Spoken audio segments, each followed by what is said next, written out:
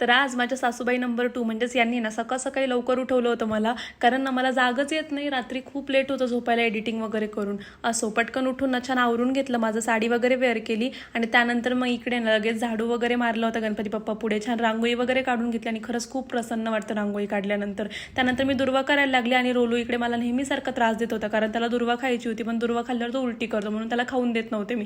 त्यानंतर आरती करून घेतली आम्ही आणि हो काल रात्री ना मी छोटीशी मेहंदी काढली होती, मला खरंच खूप इच्छा झाली होती मेहंदी काढायची. त्यानंतर छान स्किन केअर वगैरे करून घेतलं. स्किन केअरमध्ये मी फक्त मॉइश्चरायझर लावते फेस वॉश करून.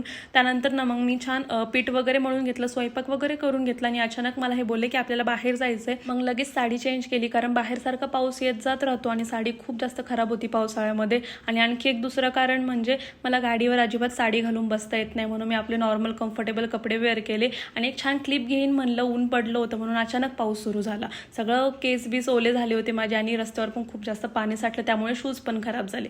असो त्यानंतर माझी घरी फ्रेंड आली होती, आमच्या मस्त केसांचं मोजमाप चालू होतं की कोणाचे मोठे आहेत. तुम्हाला माहीतच आहे कोणाचे मोठे आहेत ते, मला कमेंट करून सांगा. त्यानंतर इकडे बघू शकता यांची मस्ती कशी चालू होती. खाली आरतीला सुद्धा गेले होते ना. असा होता माझा आजचा दिवस. Bye bye.